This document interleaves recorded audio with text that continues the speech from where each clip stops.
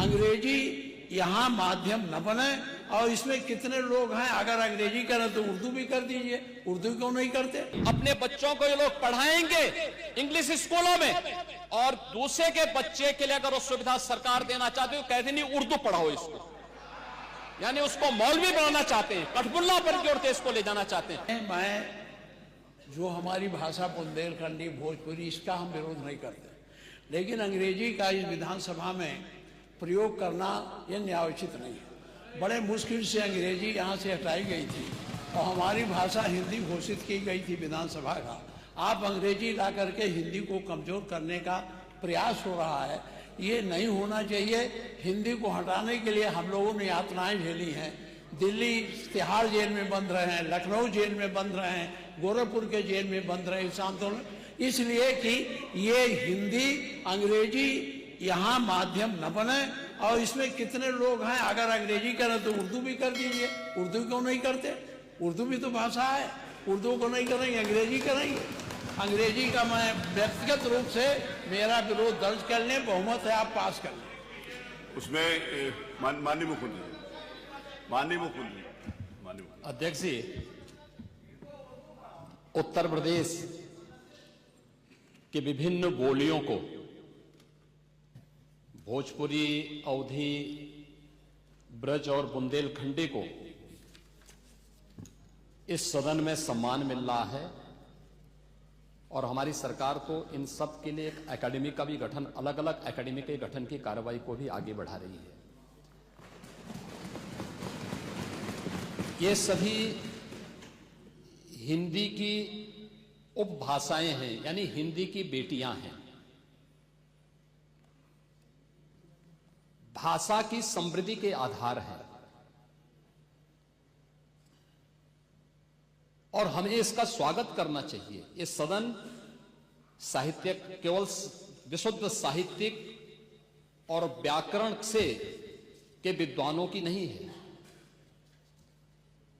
आम जन का प्रतिनिधित्व करने वाले माननीय सदस्य समाज के विभिन्न तबके से आए हैं। अंतिम पायदान पर बैठे हुए व्यक्ति की आवाज को भी इस सदन में मुखरता मिले, इसके लिए अगर किसी को हिंदी में वह धारा प्रवाह नहीं बोल सकता,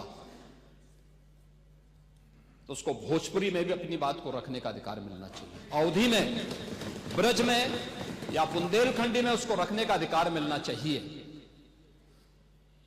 ये कौन सी बात हो गई कि भोजपुरी में ना बोले, अवधी में ना बोले, इसका विरोध अंग्रेजी का, बुंदेलखंडी में ना बोले, और उर्दू की आप वकालत कर रहे हैं।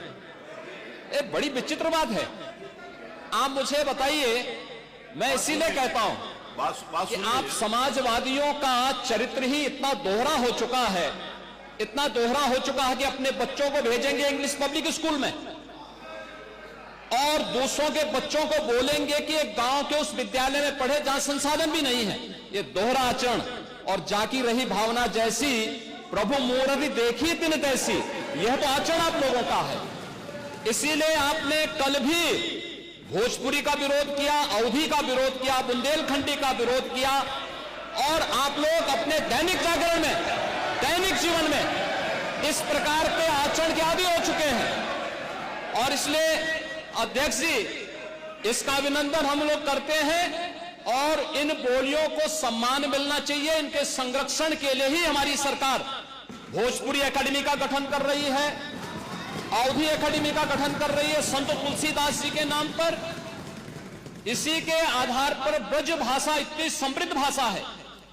सूरदास जी ने अपनी सभी रचनाएं उसी भाषा में दी हैं। संत तुलसीदास जी ने अपनी कालजयी रचना रामचरितमानस, जो इस सदन में ही नहीं, उत्तर भारत के अंदर और भारत से प्रवासी हुए जितने भी ऐसे लोग हैं जो मॉरिशस में या दुनिया के फिजी में या दुनिया के किसी देश में गए, उनके संकट काल में रामचरितमानस ही तुलसीदास जी का अवधी भाषा में रचा गया रामचरितमानस ही उनका सहारा बना था। और आज जब उसको सम्मान मिल रहा है तो आप उसका विरोध कर रहे हैं।